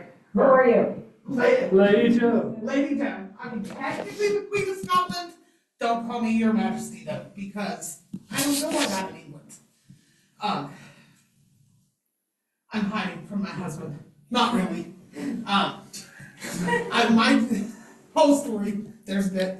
But this is about costuming, not story. Yeah. Part of, actually, with my outfits, part of my choice of colors is influenced by which side of the chessboard I'm on, because I'm also on the human chessboard. But I'm,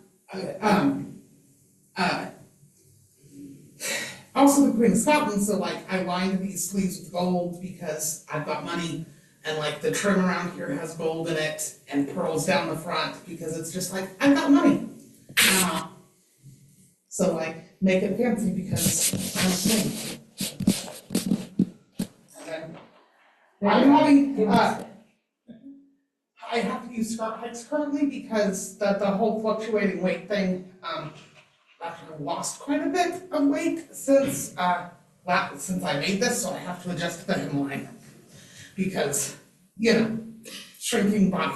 Because upper nobility will not be using skirt hikes except possibly during parade.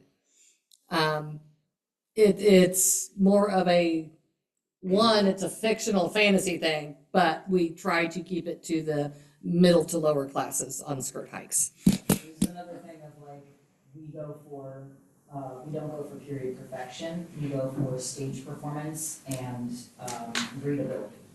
So there are certain things that are actually period in the 14th century that we are not going to do today. There are some things that we are going to do for a fair that aren't technically period, but outfit for state for our.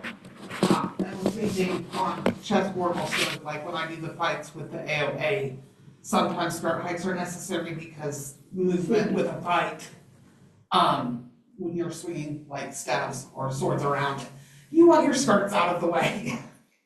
There's a lot of Renfest invented things Yeah, that make life easier. yeah. But Okay. Give us a twirl and then what is your name again? Lady Joan. Joan. Okay, perfect. Next up. I'm Mistress Allison Blount, otherwise known as the Good Wife of Bath. I'm good friends with Jeffrey Chaucer. We have been known to hit a tavern or two, which is why I wear a very prominent and easily seen mug, because I shall be asking patrons, do you know where I can find a good tipple? I don't have my map in Canterbury, because what I'm really trying to do is I'm on pilgrimage. I can wear black because I'm a very wealthy merchant class, because I can afford to travel all over Europe and England on pilgrimage. Ostensibly, probably because I spent too many hours in a tavern going from religious site to religious site. And I keep going to the religious sites because I do need to make penance for my bad behavior. And Chaucer will later write about her at the end of his life in the Canterbury Tales. Give us a twirl and then, you want to say your name again? Mistress Allison Blount, the wife of Bath. Everybody say it again. Mistress Allison Blount, the wife of Bath. Sure. So you are also gonna have to give us a twirl. Well, of course. Let me get that out of the way first off. Yeah! Alright. The reason that partly that I designed this outfit, I'm gonna kind of be sideways. Excuse me. As you guys can tell, I obviously can't stand up. So I designed my outfit with seating in mind. So I designed it to where it was actually split, like you would if you were riding a horse. That way, in theory, you could get into it and get out of it and move and position yourself and not have it bunch up. I'm here to tell you that did not work. I will be making changes because this entire garment from the shoulders all the way down, like it's really long. And so I have to like lean forward, pull it up over my head. It's a nightmare. Also, because I am Thaddeus Bartholomew of Dover, I'm a privateer. I am the ship's navigator. I went out and purchased this. It is an astrolabe. It is a flat astrolabe, which was traditional in design. They just started getting into the like half moon kind of or rounded astrolabes, but in keeping with my character, I don't know how to read this. And it's great because I'll hold it up, I'll make some fake gibbery, people will expect it, that's the deal. But like I also keep it on a nice long little thing so I can just kind of hang out. Another thing you'll notice is that my outfit is kind of a hodgepodge and it's falling apart. Yes, that was not intentional. However, I'm a privateer. We don't have a whole lot of time to sit around and sew. For the lower class or street. So, I just kind of threw the outfit together, and as it started falling apart, I was like, okay. But this is a little bit more into my backstory, but it's also worthy for the outfit. Thaddeus wants to be some sort of royalty. He's not. So what he did is he pilfered beautiful fabrics from his adventures and kind of just put them together. If you noticed, Lord John Mayer, Ching Ching, has a wonderful, very intricate design outfit. I stole his pajamas. And in fact, that's kind of the bit. Like he'll approach me sometimes at fair and goes, "Those look awfully familiar. Are those my pajamas? Is that where my pajamas went?" So yeah, like it's rough around the edges, and it's kind of by design. But also, I'm visually impaired, and I did all the sewing myself. Like I had members of the crew help me like find the patterns, pin the patterns so I could cut them all out and stuff like that. But all the like sewing and stuff, I did myself. So you know and I did buy some things. Like I bought the gloves from one of the vendors at the fair. I don't remember. These I absolutely love. They take forever to get on. They're like 40 minutes to put on, but they do keep you warm as long as you wear socks. And in a pinch, I also have these moccasins that I bought on Amazon. Nico said they fit the 10-foot rule, which if you haven't heard about, you'll find out later. And so yeah, everything about my outfit is kind of designed with this whole utility and like disability friendly and just kind of ragtag. So that's me. Done is good, perfect is impossible. And even if it wasn't intentional, there are things that happen with your costume that sometimes turn out really awesome and become part of your story. Yeah. Okay, so next person is Sir Jeffrey Chaucer. That is the proper response. Just to kind of reiterate, or not reiterate, just to mention, I don't have any skill with sewing, still don't, but everyone here has been kind enough to help me. All of this has been made by my hand, as can be evidenced if you look at the dags at the front. I have a very nice... You saw the dags and that stuff, you Okay. still made it. It was good, we were there. No. I'm so mad at you for that. It works. Done is good, perfect is impossible. Part of the reason I chose this tunic design, one, it was advised to me, and the sales pitch I got was it's a lot of rectangles and triangles, and I was like, I can cut a rectangle and triangle, great. In terms of dags on the bottom, same idea. It felt more complicated when most of the difficulty when it comes to sewing is pinning, but with enough time and effort, this feels a lot more complicated, I feel like, than it ended up actually being. Just to say that I'm sure for people who aren't used to sewing, this seems very daunting. They're willing to help you quite a bit. It's not nearly as bad as it looks. In terms of, so that's the tunic. In terms of the hood,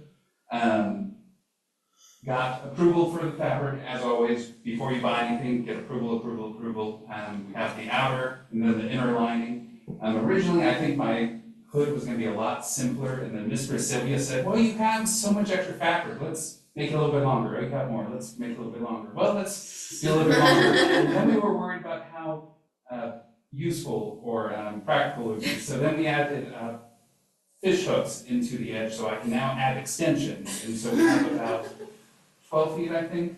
So we've done jump rope a few times. And that's our Chaucer's long tail. We have shoes that I've had for about 7 years. Ignore the ankle, you can see I usually wear longer socks to cover that. Just some basic leggings. I can't remember where I got the shoes, but just some basic wood base. But you can tell it's to the point where the nails are actually start coming out of the shoe. So those will probably be replaced this year. This is an old wine bottle cover. This is from Scab Leather. And just to kind of tell the story of outfits changing over time, I used to be the Crown Prince, and then I was elevated to Jeffrey Chaucer. And part of that, when I was Crown Prince, I was like, oh, let's add jewelry to the belt I have. As a quick word of advice, do not use sewing needles with leather. That doesn't work too well. I think I went through about 10 needles. But I decided to keep it just as kind of like with the hood in this. Jeffrey Chaucer gets a lot of gifts from nobility. I don't know why they like him, but I'll take it.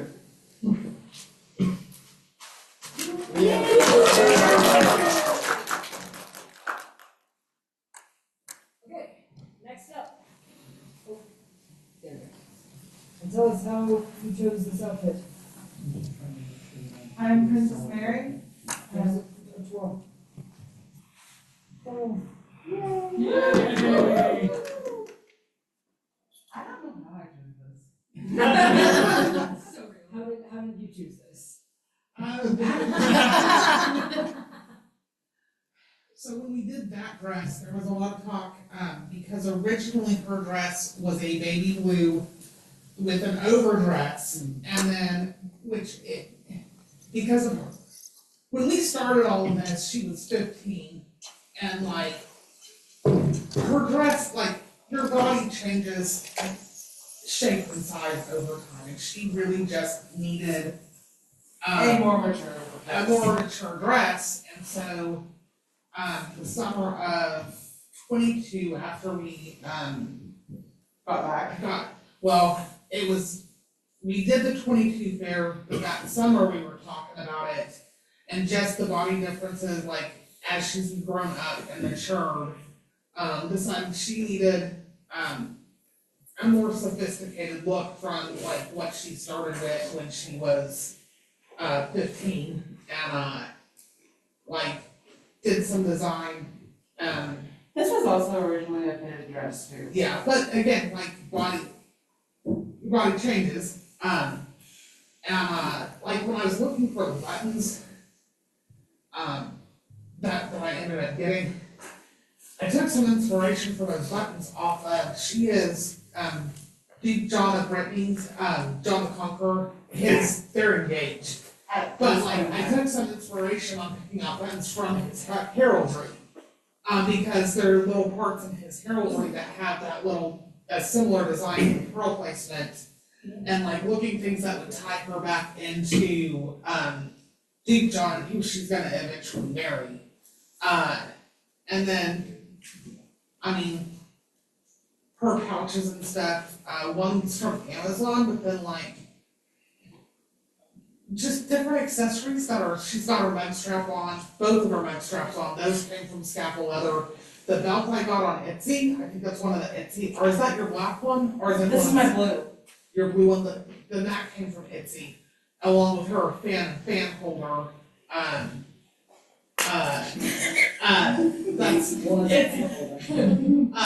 yeah, something I found on Etsy that matched her outfit, the belt and the fan holder, like, went with something that was gonna look good with her outfit, just, because, I mean, she's grown up some doing this, And also, the colors were chosen so that she would be dressed in red and blue, like her father's heraldry, which is King Edward III, and the added gold also ties into the heraldry, but also kind of gave it a little bit of a upper crust boost to make it a little bit fancier. Yeah. And it's 100% linen, and they made it from scratch. It was Brooke. Yeah, there we go. Who else do we have? I think one more dress person, and I know three people that brought outfits. 4. Hello. I am Lady Elizabeth de Juliere. You may notice my outfit is a bit different than a lot of people's outfits. We'll go basic silhouette to start with. I chose a sideless surcoat. I do have a very low cut sideless. That was partially on accident. I don't do sentences very well. Mr. Sylvia helped me a lot with many dress assemblies. You also have to have a train, maybe take that off. Yes. But I chose the sideless because I don't do well with too many layers, and the sideless allows me to have more airflow. On a fun note, my underdress here, I think this one would be counted as a coat hardy. Yes. My coat hardy does have full sleeves because of the big fun. It's like this here. My coat hardy is nice enough, it can be worn without the sideless. So for very, very, very hot fairs, I can strip off that layer. You may notice I kind of have embroidery on my outfit. I enjoy the embroidery. Embroidery is a big thing at this time. You do not try to do this much embroidery in 1 year. Unless you got a machine that does it for you. Oh yeah, all my embroidery is hand stitched. The silas was 1 year. Outer birds, another year. Inner sleeve, another year. Hat, another year. Pins.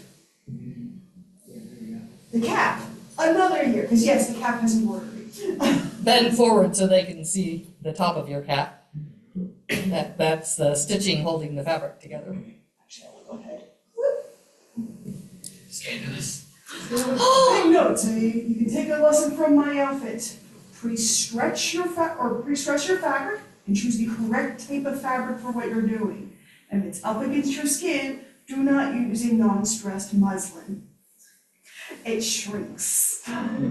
It distorts, it shrinks, and it discolors. Stressing your fabric is that when you buy something, you take it home and you put it in the washer as hot as you can, you put it in the dryer as hot as you can, and if you've got the time and the resources, you can even do that a second or third time. That gets all the sizing and shrinkage out of your fabric.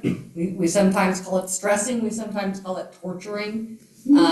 This way, once you make something, when you throw it in the laundry, it's still going to fit, it's still going to work, it's not going to significantly change on you. So as far as why I chose some other aspects of my outfit, I chose the brown because at the time, I had no one else in cast wearing brown. It was a whole group of colors that we needed more of. At the time, everyone was wearing blue and green. I do still very light blue, so I wanted one of my dresses to be blue. Note, this is not my original blue dress. It is very common to take parts off of an old outfit and sew it onto a new outfit. I will be doing that next year because this dress is falling apart. For the silhouette of stuff like the hat, this actually incorporates my particular character's origin.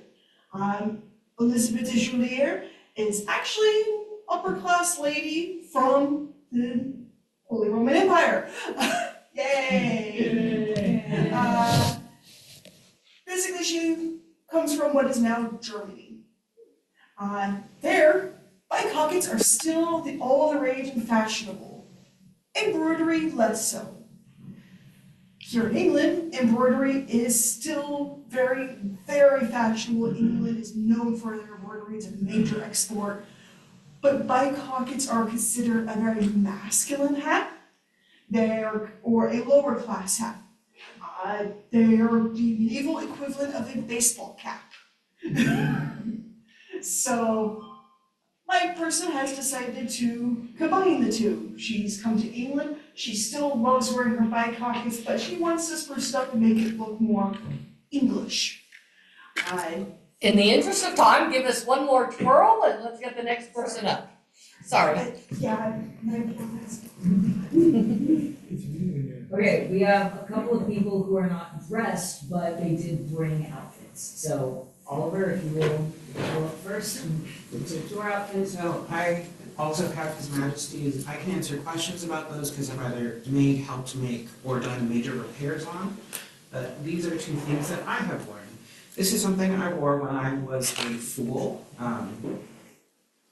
I was much smaller, I was in middle school. But I was a royal fool, so I had that red and blue matching heraldry, very silly. There's a matching hat with big things that come off and bells on the ends, and multicolored leggings, so that it really went all the way down of bright, ridiculous, but red and blue to stick and match the royals. This is something I made a few years ago. Don't do this. If this is your first year, don't do this. It was white fabric when it was bought, everything, but the yellow is scraps from my partner's project that I added because it needed more colors. But it was dyed orange and green, and then the darker bits are painted on. It is lined to about here. The sleeves are lined in opposite colors so that if they come to about here, if I need to flip it up for my hands. There's still a yellow bit, so it still has that on the end, but it also has the opposite color. It has, then you can have fun spinny things too. There are a ton of, I'm forgetting the word. Gores? Gores. There are a lot of gores in this. A gore is a triangle.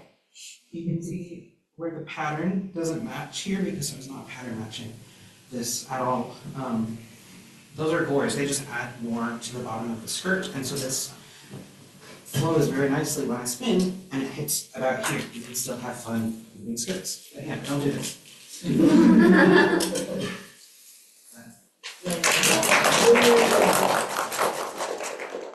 This is His Majesty's Garb.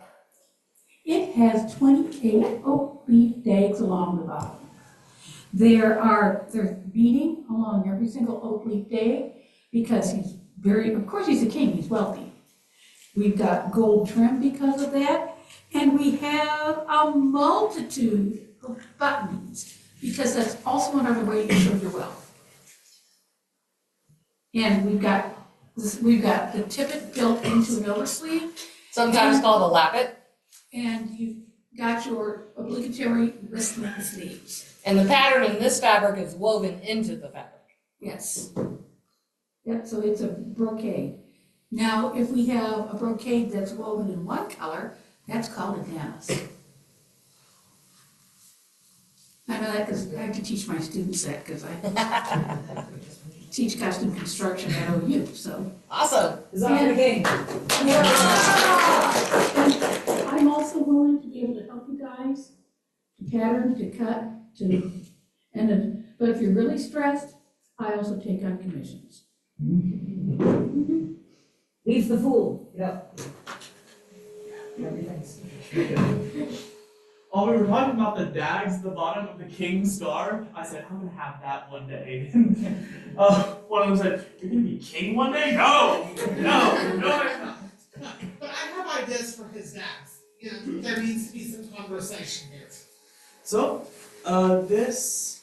Remember, why did you choose how you live? Yes.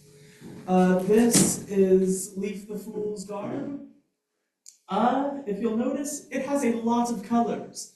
I wanted to be obnoxious. It was my first year as a fool, and I saw a bunch of pictures with like colors that like blended well together, and just like different color schemes. And I said, no, you know what I'm gonna do? Bright pink, bright yellow, bright orange, and a teal. That's what I'm gonna do. So I chose just the most obnoxious colors I could. How I chose the actual design for the outfit is one of Anne-Marie's books. I forgot what it's called. It's a big blue book. Catherine Hocheboer. Yeah. Costumes for theater. It's on the table up here. Yeah. That book right there, the biggest help to me because it's separated by time periods. You can just go to the time period and just see a bunch of different outfits as well as patterns to use to make it. So the hood itself, I knew I wanted a hood because I didn't want something on my head at all times, and I knew that if I had a coif or just any type of hat, if it wasn't on my head, I'd have to carry it, and that sounded like a pain. So I made a hood just so I could flip it back whenever I didn't want it on my head. And then the actual tunic, basically taken verbatim from the book.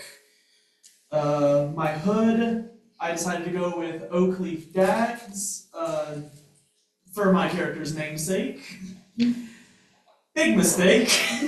Don't do that. No, it is. If I could give anybody one piece of advice, just make a basic costume your first year and then add complicated stuff in following years.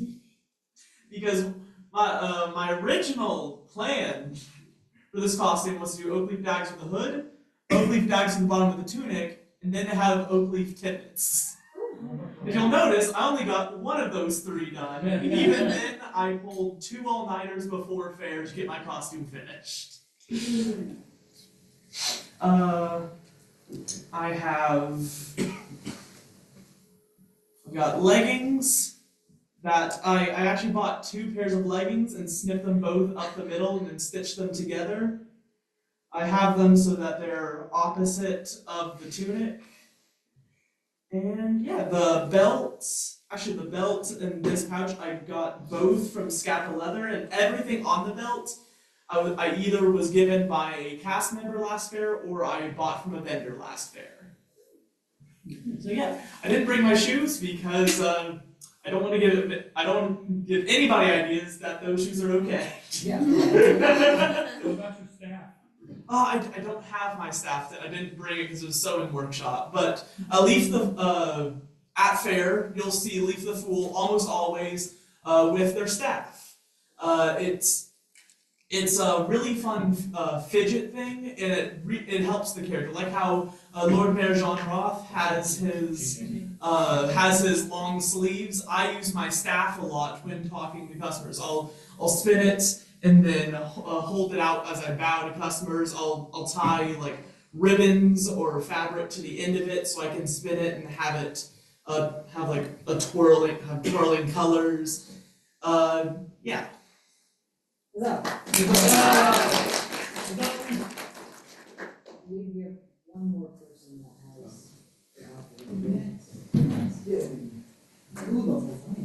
Barnabas the Trader. So my character, Barnabas Gale, he for the last 2 years has been privateer. This year I'm a mummer, so I'm a lower class person. You'll notice there's not a lot of like the one like adornment there is on the actual outfit itself is this herringbone. Herringbone? Yeah, herringbone. Even if you would pronounce it properly. And now I'm forgetting the name of the thing that you do with the needle. Embroidery. There it is. You're really smart guys. That's like the lower class. Yeah, this is lower class. I also have a lot of gourds in my tunic because I do like to spin around an awful lot. The colors were honestly just what I thought looked nice at the time. This hood I actually did not make. I bought at the fair last year because it was really cold and I was tired of my neckline looking really bad. There's a reason that the hood stays on when it's on a hanger. It's a mess. At fair, I will have in years past, I've had wooden spoons on my belt that clank a lot when I dance. So I tend to dance very strangely to avoid just whacking someone with about 3 pounds of wood that I keep on me. Yeah, I tend to also give them away, so I don't actually have them until the week before fair. Yeah. But this year I think I'm doing something different, but I'll still probably have a pound or 2 of wood on me. So if you notice me dancing strangely, please don't do that. It takes a lot of effort to do it wrongly. But yeah, that's really it. There's not a whole lot to talk about with my outfit. So.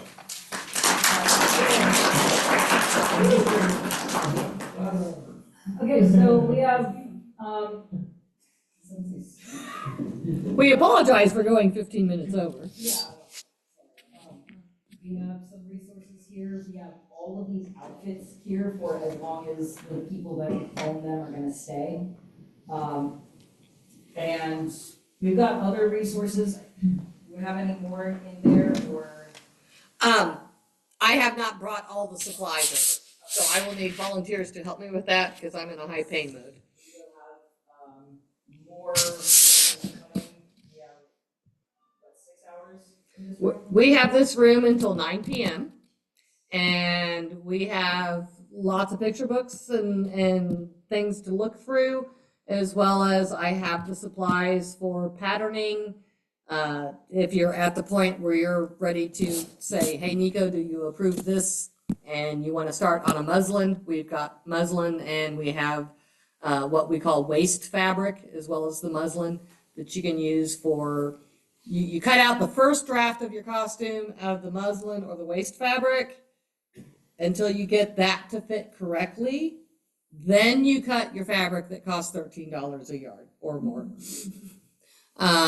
We also have fabrics, so whatever stage you're at, if you want to look at books and patterns and get ideas and figure out where you're going to start, if you want to go home and brain dump and then watch this video again later and think again about silhouettes and things, you can do that too. You don't have to stay here until 9 o'clock. In future workshops, we do them from 1 to 9 and they're come and go. So this way it works with everybody's schedule, but it also works with, some of our people are really good at hyper focus.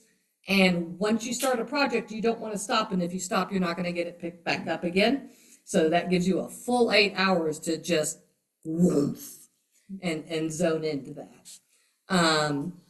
That's how I prefer to sew. Once I start, don't interrupt me, throw a couple of snack bars at me. Make sure my blood sugar doesn't drop. So at this point, it's whatever level of readiness you're at. If you're brain dead, go home and rest. If you want to go eat and come back in an hour or so, that's good too. I believe most of the restaurants across the street at Cross are open until, I got any students in here? Like 8 o'clock. It's like 8 o'clock because it's a Sunday. Oh, yeah, Because it's it's weekend. Sundays, there Oh, is, right. like It's- 8-ish, yeah. Yeah. And so like there's even a fruit smoothie place over there that has really good sandwiches and wraps and smoothies. And the pizza is amazing. It just hates me later. Also, takes a my while. concern, I have like 600 points that the university gives me that I'm not gonna use, so I'm like. Ooh.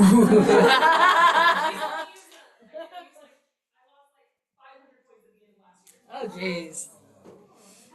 You should have like a little sheet so we can put requests. No, they won't let you transfer them.